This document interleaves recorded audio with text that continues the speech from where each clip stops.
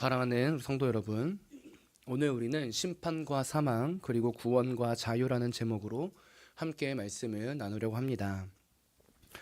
오늘 우리가 함께 읽은 본문은 이 출애굽 10재앙 중 가장 하이라이트라고 볼 수 있는 이 장자의 죽음입니다.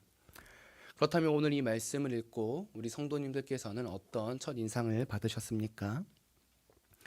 우리는 오늘 말씀을 읽으며 이 첫째는 하나님의 심판이 정말 무서운 것이구나 라는 생각과, 둘째는 왜 하나님께서는 이스라엘 백성들에게는 구원을, 이 애굽인들에게는 이 사망을 주셨을까라는 생각이 듭니다. 성도 여러분, 성도님들께서는 이 말씀이 어떻게 와닿으십니까? 나아가 왜 이스라엘 백성들에게는 구원을, 이 애굽인들에게는 사망을 주신 이 본문을 우리는 어떻게 이해합니까?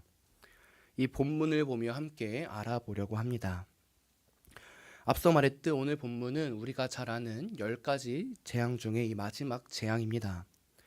이 단순한 생각으로는 이 장자 모두가 죽은 것을 우리는 확인할 수 있습니다. 그러나 놀랍게도 이 10번째 재앙을 이 말씀 속에 나타난 위치를 생각해 볼 때 새로운 우리 느낌을 받을 수 있는데요. 이 마지막 10번째 재앙이 위치한 이 말씀의 그 공간이 어디입니까? 놀랍게도 이 유월절 규례가 앞뒤로 나타나 있고 그 정가운데에 이 10번째 재앙이 위치한 것을 우리는 확인할 수 있습니다. 보십시오. 12장 1절부터 28절까지 이 유월절 규례가 나타납니다. 그리고 오늘 본문 속에서 이 10가지 재앙 중 마지막 10번째 재앙이 나타나고, 나아가 이제 12장 43절부터 보면 또다시 유월절 규례가 나타납니다. 즉 이 유월절 규례 사이에 오늘 본문이 위치한 것이지요. 그리고 이 말은 곧 오늘 본문은 단순한 장자의 죽음, 이 하나님의 재앙을 넘어 이 유월절 규례와 함께 봐야 한다는 것을 보여주고 있는 것입니다. 그렇다면 이 유월절 규례가 무엇입니까?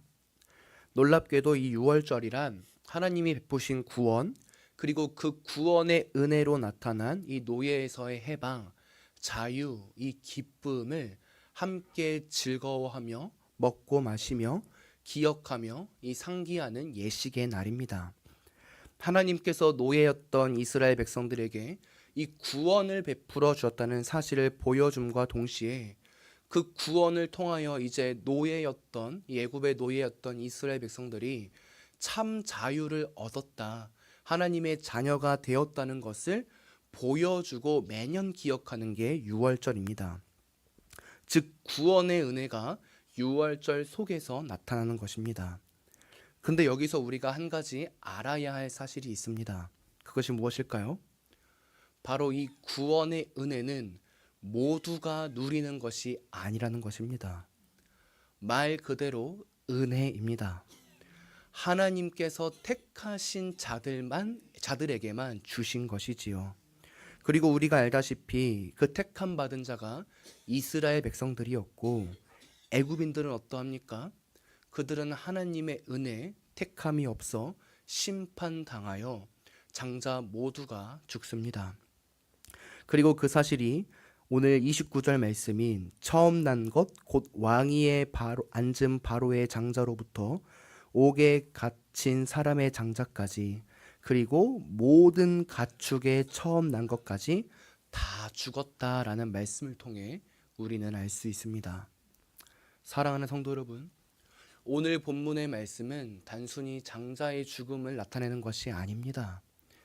하나님의 구원의 은혜와 심판이 실제적으로 임한다는 것을 보여주는 것입니다. 그래서 하나님의 택한 받은 자들은 구원받고, 그렇지 못한 죄인들은 반드시 심판당한다는 것을 보여주고 있는 것입니다. 이 세상은 하나님의 심판이 없다 말합니다. 이 마지막 날에 하나님이 오시지 않는다고도 말합니다. 그런데 오늘 본문은 반드시 말하고 있습니다. 예표하고 있는 것이지요.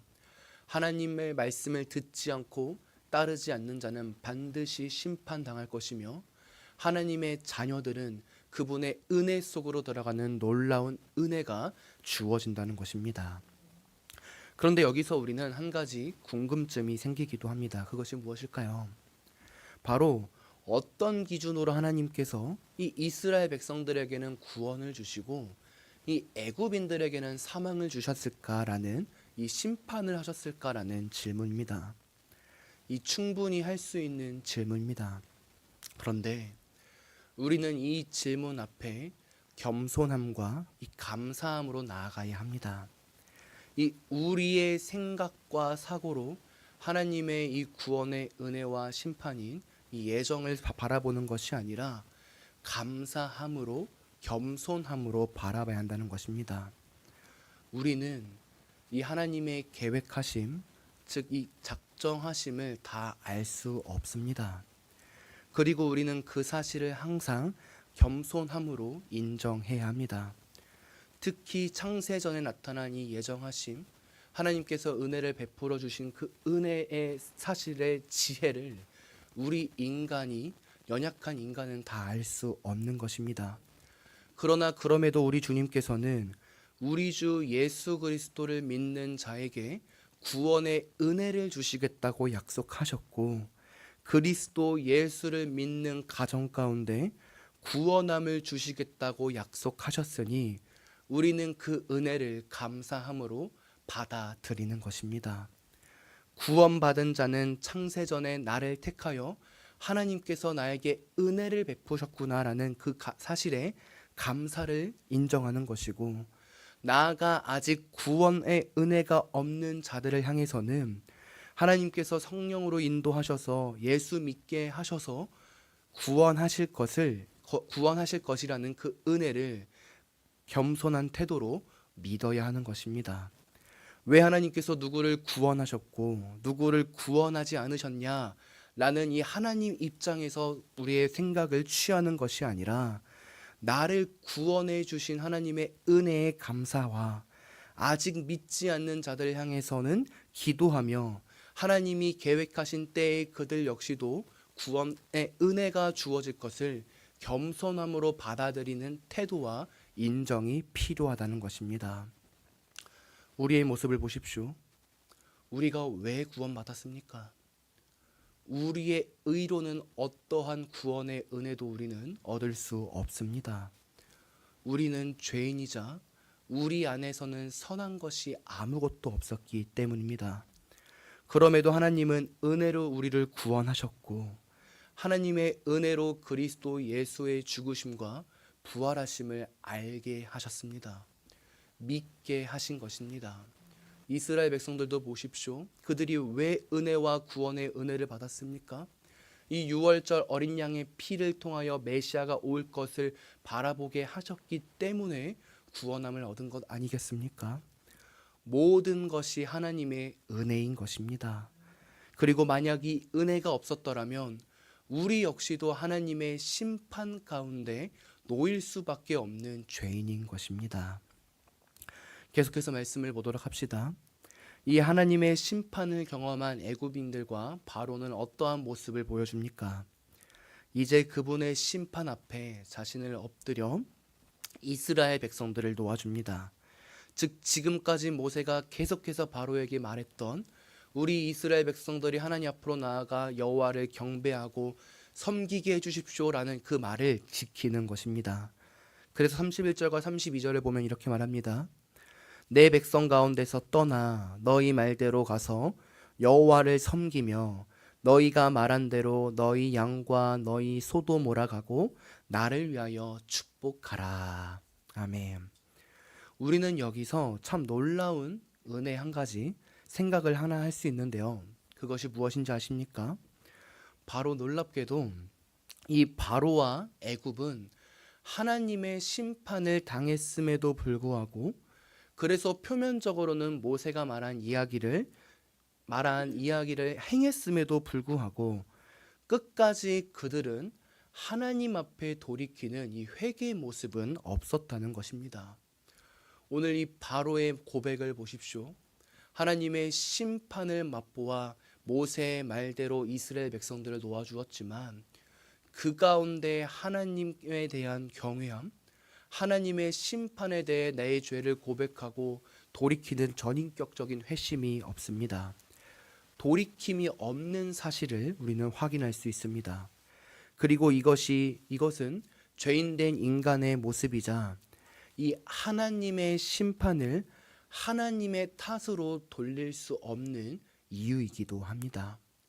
하나님의 심판 가운데 하나님의 사망을 받는 모든 자들은 하나님이 나빠서 하나님이 예정했기 때문에 된 것이 아니라 그들의 죄값 때문에 심판받는다는 사실을 오늘 이 바로를 통해 확인할 수 있는 것입니다. 더욱이 우리는 이 모습을 통해 이 하나님의 택하심의 은혜가 정말로 귀하고 아름다운 은혜인 것을 반면교사 삼을 수도 있게 되는 것입니다. 우리를 그냥 내버려 두지 않으시고 죄악된 길로 가서 그 죄로 인하여 심판당하게 두시지 않으시고 하나님의 은혜 가운데 우리를 보살펴 주신다는 사실이 얼마나 큰지를 이 바로의 모습을 통하여 알 수 있게 되는 것입니다. 나아가 이러한 구원의 은혜 가운데 하나님께서는 오래전 하셨던 그분의 약속을 지키시는 것도 우리는 확인할 수 있는데요. 보십시오. 이 35절과 36절을 보면 이 이스라엘 백성들이 애굽에서 나올 때 애굽의 모든 은금과 폐물을 갖고 나오는 것을 확인할 수 있습니다. 그런데 놀랍게도 이 은금과 폐물을 갖고 나오는 모습을 하나님께서는 아브라함에게 약속하셨었는데요. 창세기 15장 14절을 보면 이렇게 말합니다. 아브라함에게 하나님께서 약속하신 말씀입니다. 그들이 섬기는 나라를 내가 징벌할지며 그 후에 내 자손이 큰 재물을 이끌고 나오리라. 아멘. 하나님께서 아브라함에게 어떤 약속하셨습니까? 너의 후손이 큰 나라 강대국에게 노예로 삼을 것이지만 내가 그 강대국을 징벌할 것이고 나올 때에 큰 재물을 얻게 할 것이라는 사실을 하나님께서는 아브라함에게 말씀하셨습니다. 그리고 놀랍게도 그 약속을 하나님께서는 잊지 않으시고 오늘 직접 이 이스라엘 백성들이 애굽에서 종되었던 노예에서 나올 때 은금과 폐물을 갖고 나오게 하시는 놀라운 은혜를 허락하십니다. 사랑하는 성도 여러분, 우리 하나님께서는 하나님 당신의 그 자녀에게 하신 약속들을 반드시 지키십니다. 그래서 은혜를 베푸시고 더욱이 이 은혜들을 통하여 앞으로 살아갈 소망의 날들을 인도하시고 보호하시는 분이십니다. 그리고 이 놀라운 은혜는 우리에게도 마찬가지입니다. 하나님께서는 우리에게 구원의 은혜를 베풀어 주실 뿐만 아니라 우리의 앞날, 이 우리가 앞으로 바라볼 그 소망의 날들의 하루하루 인생길을 보호하시고 지켜주시는 분이십니다. 모든 것이 부할진 아니할지라도 이 세상에서 1등의 모습은 아니할지라도 때에 맞게 우리 삶 가운데 역사하셔서 우리가 하나님의 뜻대로 살아갈 수 있도록 걸어갈 수 있도록 우리를 인도해 주시는 것입니다. 나아가 오늘 하루도 우리 아버지 하나님께서 우리를 이끄신다는 사실을 날마다 기억하시는 우리 성도님들이 되시기를 소망합니다. 그렇다면 이제 마지막으로 오늘 본문을 통해 우리가 알 수 있는 은혜의 사실은 무엇일까요? 이 37절과 39절을 보면 이 애굽의 노예였던 이스라엘 백성들이 이제 실제적으로 그 애굽을 떠나는 모습을 볼 수 있습니다. 특히 이 37절을 보면 장정만 60만 명이라고 하는데요. 이 아마 어린아이들과 노인들 그리고 이 여인들을 살펴보면 아마 200만 명에 가까운 사람들이 이 애굽을 떠난 것을 확인할 수 있습니다. 어떻게 이 200만 명이 떠날 수 있었을까요? 이건 역시 하나님의 은혜이고 기적입니다. 그런데 이 은혜와 기적 가운데 더 큰 은혜와 기적이 무엇인 줄 아십니까? 이제 그들이 노예가 아니라 참 자유인이 되었다는 것입니다. 세상의 노예, 본질적 노예, 애굽의 노예였던 그들의 상태와 신분이 이제 하나님의 자녀의 신분으로 참 자유를 맛보며 하나님과 동행하는 신분이 되었다는 것입니다. 그래서 이제는 세상의 종노릇하며 살아가는 것도 아니요, 애굽 왕의 바로의 종노릇하며 살아가는 것도 아니요 오직 하나님을 경외하며 나아가는 백성이 된 것입니다. 사랑하는 성도 여러분, 이 놀라운 은혜가 우리 속에도 거합니다. 어떻게 말합니까? 우리 역시도 죄인되어 사탄의 종되었던 본질상 진노의 자녀였지만 그리스도 예수의 죽으심과 부활하심의 은혜를 맛보고 믿음으로써 우리도 하나님의 자녀, 백성, 참 자유인이 되었습니다.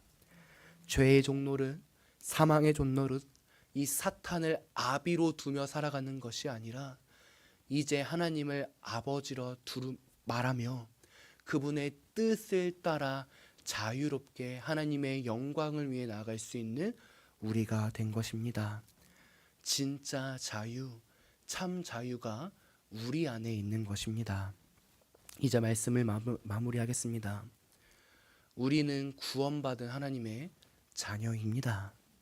그리고 그 구원은 어떠한 우리의 행함, 어떠한 세상의 가치로 된 것이 아니라 오직 하나님의 은혜로 되었습니다. 우리에게는 어떠한 의가 없습니다.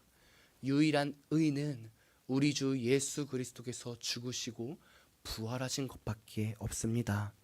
우리는 그 은혜에 감사하며 오늘을 살아가야 합니다. 나아가 오늘 이 구원의 은혜를 받고 살아가는 자들을 하나님께서는 보호하시고 인도하신다고 합니다.